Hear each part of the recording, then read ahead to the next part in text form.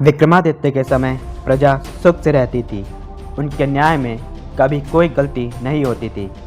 विक्रमादित्य रोज रात को भेष बदलकर प्रजा के पास जाते थे और अगर कोई परेशानी होती थी तो सुबह उसके घर जाकर परेशानी को दूर करते थे। विक्रमादित्य अपनी प्रजा का कर्ज खुद चुकाते थे।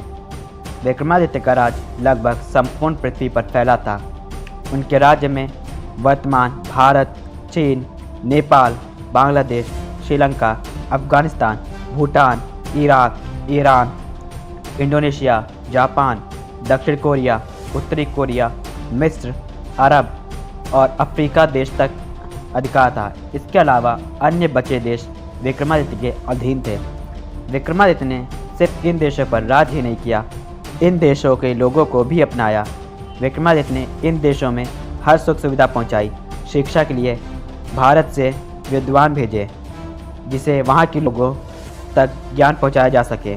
भारत और हिंदू धर्म का परचम विक्रमादित्य ने संपूर्ण विश्व में फैलाया था। विक्रमादित्य की बढ़ती लोकप्रियता से कई विदेशी राजा जलते थे। इन्हीं में से एक था रोम का शासक जूलियस सीजर। जूलियस सीजर अपने पूर्वजों की भांति भारत पर अधिकार करना चाहता था। जूलियस सीजर अपने पूर्वजों सिकंदर सेल्यूकस की हाथ का बदला लेना चाहता था जो पोरस और चंद्रगुप्त से मिली थी।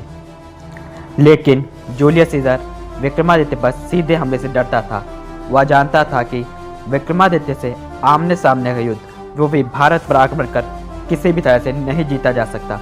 वह अपने पूर्वजों का हाल देख चुका था कि किस प्रकार मात्र 20,000 की सेना लेकर सम्राट पोरस ने विश्व विजेता सिकंदर को उसकी 3 लाख की विशाल सेना के साथ हराया था। फिर यहाँ तो विक्रमादित्य की सबसे विशाल सेना थी। इसलिए जूलियस सीजर ने विक्रमादित्य के विरुद्ध एक योजना बनाई जिसे विक्रमादित्य को रोम में ही बुलाकर हराया जा सके। जूलियस सीजर ने विक्रमादित्य को रोम में बुलाने के लिए अपनी ही प्रजा पर अत्याचार शुरू कर दिए। सीजर ने अपनी प्रजा से भोजन छीन लिया, उनसे काम करवाता, उन पर अत्याचार करता। उसकी प्रजा अत्याचार से दुखी थी। जूलियस सीजर का भांजा ऑक्टेवियन भारत आया और विक्रमादित्य से सहायता मांगी। संभवतः यह एक योजना के तहत था क्योंकि ऑक्टेवियन को सीजर अपना पुत्र मानता था और सीजर ने उसे ही अपना उत्तराधिकारी भी बनाया था। यह सब एक षड्यंत्र था जिससे विक्रमादित्य को रोम में लाया जा सके। करुणा के धनी विक्रमादित्य ने जब सुना तब उनकी आंख क्रोध से भर गई। उन्होंने तुरंत रोम की ओर आक्रमण के लिए प्रस्थान किया। विक्रमादित्य ने अपनी विशाल सेना की जगह अपनी छोटी सेना लेकर ही आगे बढ़े और स्वयं अपनी सेना का नेतृत्व किया। जूलियस सीजर यही चाहता था। उसकी खुशी का ठिकाना न रहा।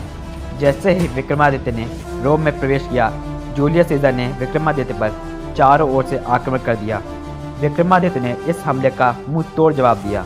घमासान युद्ध हुआ।